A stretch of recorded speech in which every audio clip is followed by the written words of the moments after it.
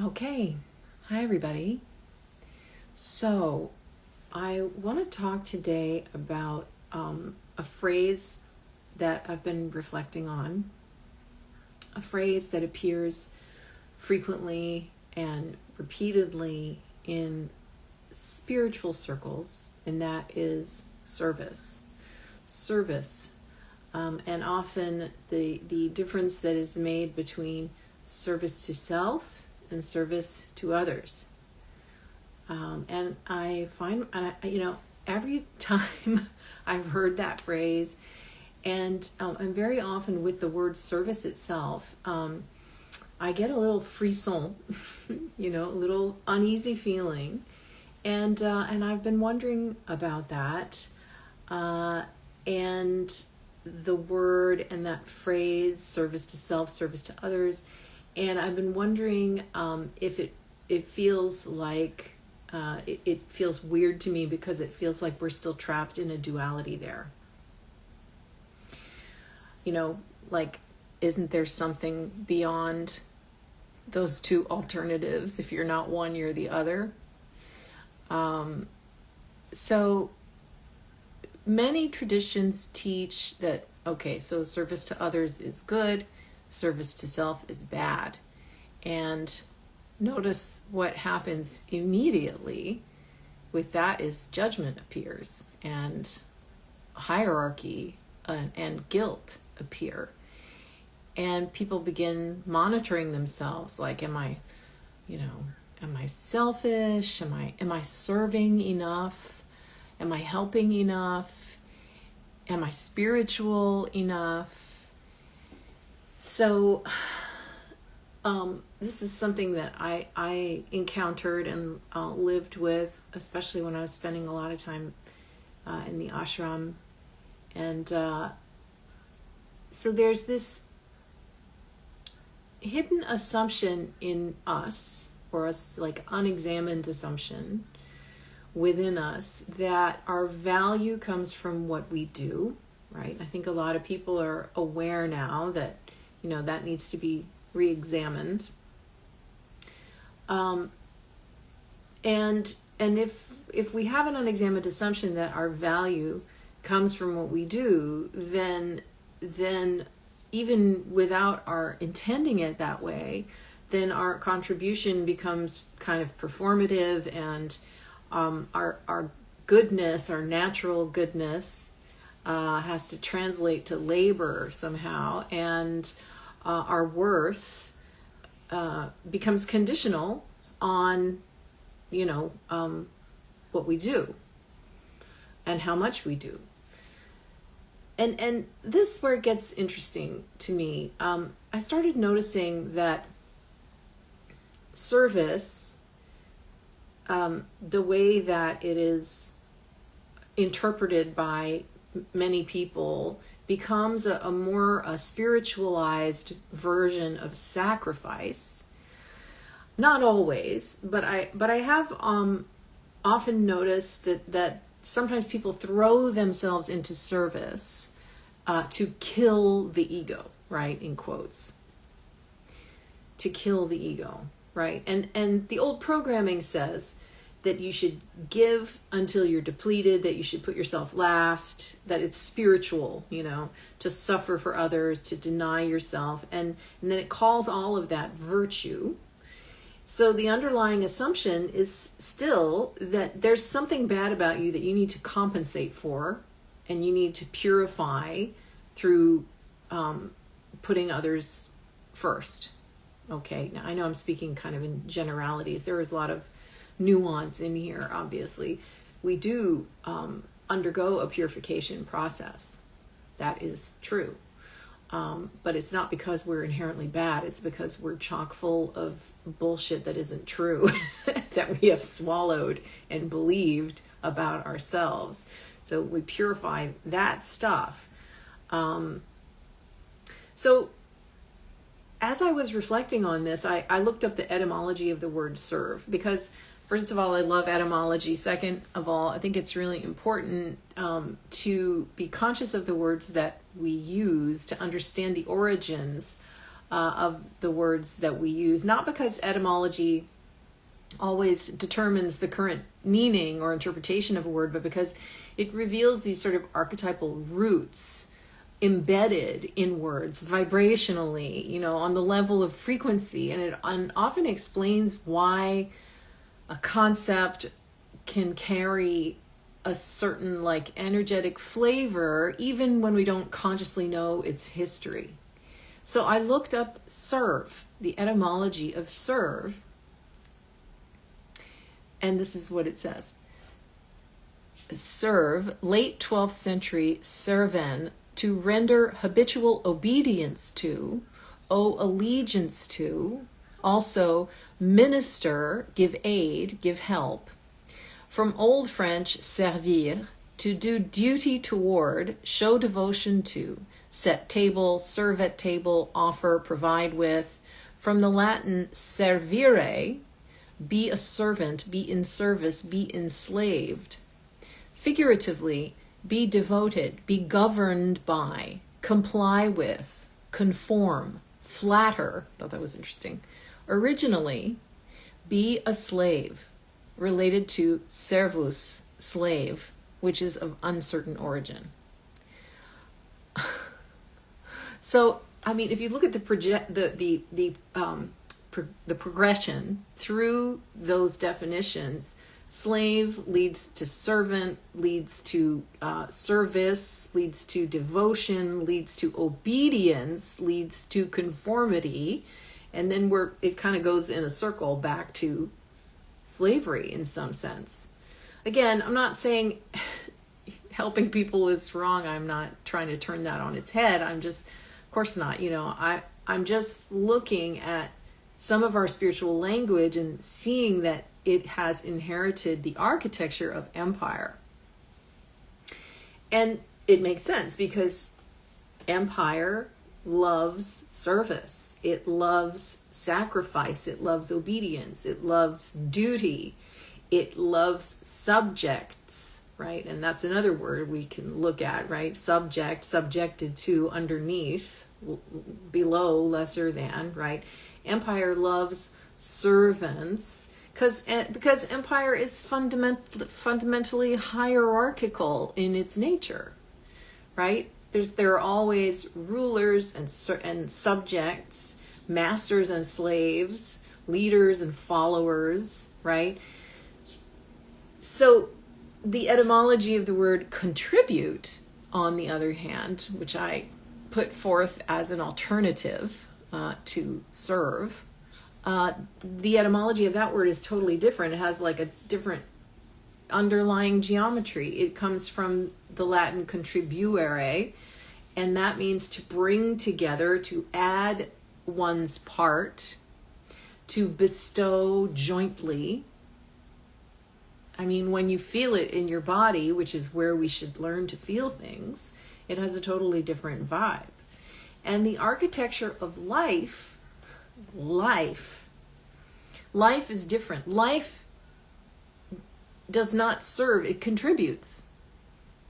Think about it. The heart contributes, the sun contributes, the earth contributes, a tree contributes, a bee contributes, a river contributes.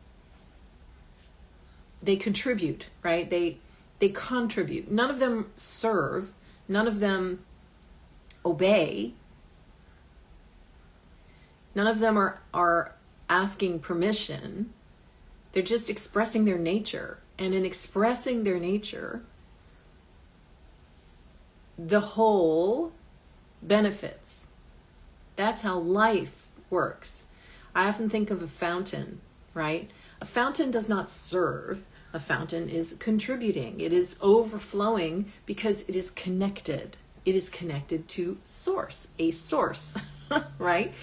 Not because it has been ordered to give water, not because it feels guilty, not because it fears punishment, but it's not seeking approval. It's overflowing because that's its nature. So, I often ask myself, if I removed Every iota of guilt, obligation, duty, martyrdom, self-sacrifice, and the need to prove my worth, what would still naturally flow from me? Right? Another way to ask it is, and another way that I think about it is, okay, if I removed any need to provide for myself financially, if I removed any need to work for a living, right? Because this is connected to, our need to be doing instead of being, right? If I didn't have any of those concerns at all, would I still be doing what I'm doing? What would naturally still be flowing from me? Well, if you can identify what that is your contribution. That is contribution. That is what you give. That is what overflows from you naturally. That is part of your gifts. That is how you can contribute to the whole, right? And I think that's the distinction that I've been feeling. It's not that it's about service to self versus service to others, but I've been trying to feel for what is life expressing itself through a unique being, which naturally contributes to the whole because it's connected to the whole, not because it's been commanded to, not because it has been enslaved by it, not because it owes a debt, but because it is alive. And it is being what it is. Just how a flower is being what it is, just how anything that expresses itself in nature is being what it is. And that is a radically different vision of what it means to create the new world. Because that is being created through us right now. Not arriving by decree. It is actually being birthed through each and every one of us right now. It's not anybody else's responsibility.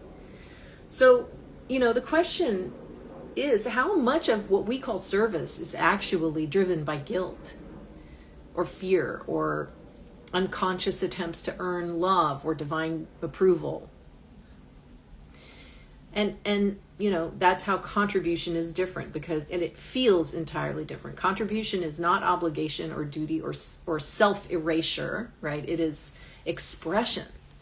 It's participation. It is overflow. So, coming back to that fountain idea, doesn't serve because it has to. It doesn't serve because it's trying to prove anything. It is simply overflowing because it is connected to source, as each and every one of us are. And that is why healing is so important, right? Because contribution is what happens when your wholeness spills over. Because you stop trying to get. You don't feel like you need to get from life anymore because you've understood, wait a second, I am literally connected to source. Everything emerges from me.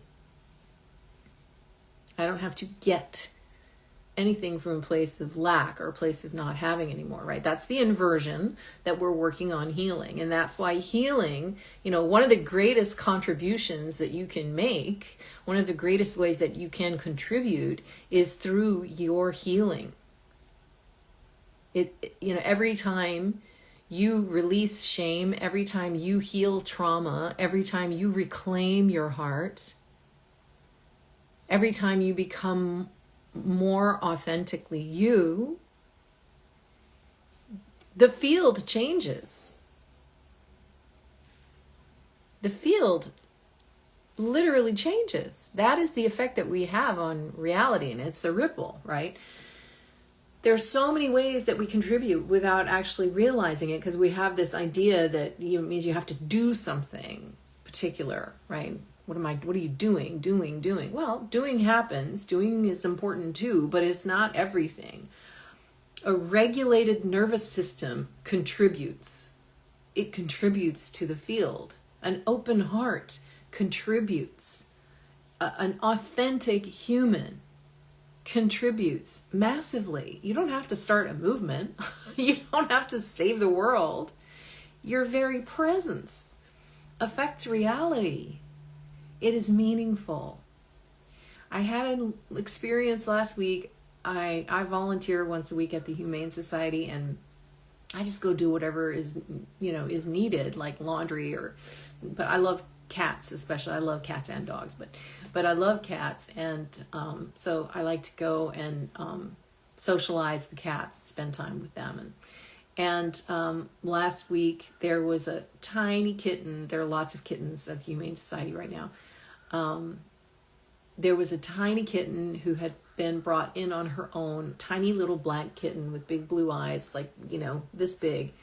And she'd been found in the engine of a car, as sometimes happens. And she was totally traumatized. She was, they had put her in the kitten room with all of the cages where all the kittens are. And, kittens are running around, kittens are sleeping, kittens are playing, kittens are being kittens. And this poor little kitten was in a cage by herself, meowing loudly, with her little face up against the cage, like repeatedly, continually, like not stopping. And it was determined that, she's distressed. I mean, something's wrong. We need to get her out of the cage. We need to help her somehow. She was like totally fraught. And they tried to put her in a smaller kennel to make her feel more safe. She wouldn't have it. So I said, well, give her to me. I will. And so, we wrapped her up in a blanket like a burrito, and she was meowing the whole time. Poor little thing. Then I just held her. I just held her like a baby, right? I sat down in the lobby where there's all this activity going on, people going in and out, animals coming through, and, like all of this stuff going on. And she was like, everything that happened around her, she was like, her eyes were, and she'd meow. But I finally, after a few minutes, I just started like stroking her right here. And I could see her eyes starting to close, and occasionally she'd be like, she'd hear something or she'd feel or sense something nearby. And she'd wake up, and I'm watching this. I'm going, this is trauma. This is trauma. Her nervous system is dysregulated because of what she's been through. She's just a teeny little kitten, right? And so I just stroked her little forehead and held her in a blanket up against me for 45 minutes. And it was remarkable to see her calm down and rest, right? And I saw her, she was falling asleep, with her little mouth open, her tiny little teeth, and stretching out. She started stretching out her paws, So I was stroking every part of her body that I could, access through the blanket, just to, and I was doing it totally intuitively, but I realized this is nervous system regulation, right? This is, creating a field of calm where this little creature can rest, can relax. And I know it's just a little tiny thing, and she was a little tiny thing, but the 45 minutes, however long it was, that I spent holding her and breathing and talking to her and stroking her little head and all of that, she turned into a different cat. I mean, it was amazing. And I felt so good. I felt like I have really done something here. I mean, I work with people all the time. I'm constantly, helping other people regulate their nervous systems. But there was something so direct about holding this kitten and seeing the change happen right in front of me, that made me feel like, wow, I feel like I contributed today. I contributed. And that's going to the point that I was just trying to make, that contribution is not about what you do necessarily. I was just sitting there holding a kitten. It is what you are. It is how you contribute to the space, to the field, by who you are being, right? An open heart, a regulated nervous system, a calm and peaceful presence, a serene presence, right? It is not about your achievements, your resume, your followers. It's not about any of that stuff, right? Contribution is first a state of being before it is a doing. And that's also where it contrasts with service as an idea, right? This is where many people struggle because we've been so conditioned to believe that being is not enough and that doing is more valuable. But the most transformative people that I have ever met weren't necessarily doing the most. They were embodying something. Embodying peace, embodying integrity, love, courage, coherence, truth. And that is a contribution to the field. And that is how we destabilize the old, structures of top-down hierarchical power that, expect us to serve, right? Because we have been serving with our energy. We have been extracted by those systems for millions of years now. So, this is how we overturn that system. Who you are contributes before anything you do. The service paradigm often begins from lack, guilt, obligation, fear. Well, fear, obligation, guilt, that's the fog. Fear, obligation, and guilt. The fog, right, of servitude, unconscious servitude. The contribution paradigm emerges from a sense of connection and wholeness and abundance, right? And when you have healed, I'm not saying that you get to a point where, okay, I'm all completely healed, but you get to a point where you can definitely feel the difference. You know that you have healed a lot. You've healed a lot, right? And there is still stuff, there are layers. We're constantly, purifying to gold, but it's not because there's something inherently wrong with us or because we started as lead. We are gold, right?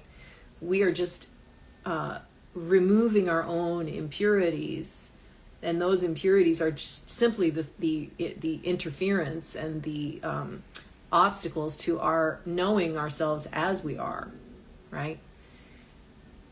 Service is asking, what should I do? And contribution is asking, what wants to flow through me naturally?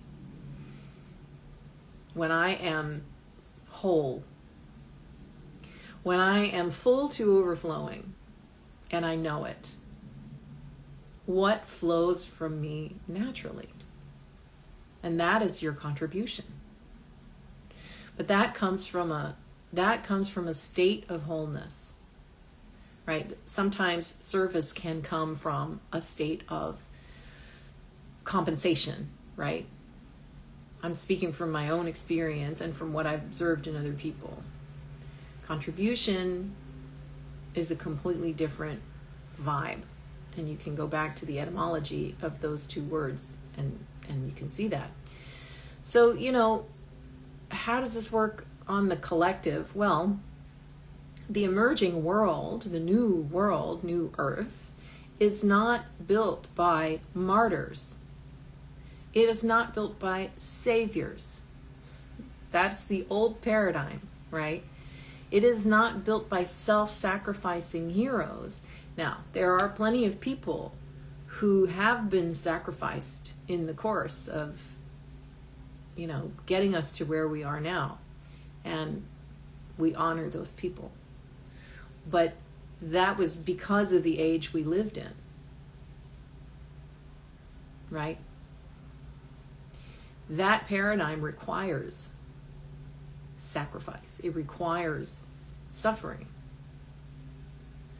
What we are entering is a new era, a new paradigm, a new consciousness that is built by integration. Integrated humans, authentic humans, joyful humans, creative humans. Humans.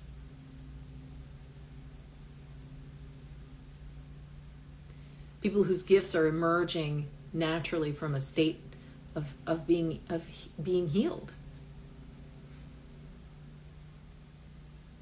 And that healing is nothing more than letting go of everything that's false and remembering what is true about you and your nature and who you are. And just a decision not to hold on to that old story anymore. The new world is not built through exhaustion. It's going to be built through, and it is being built through overflow of creativity, overflow of genius, overflow of abundance, overflow of love from the heart, of generosity, of forgiveness.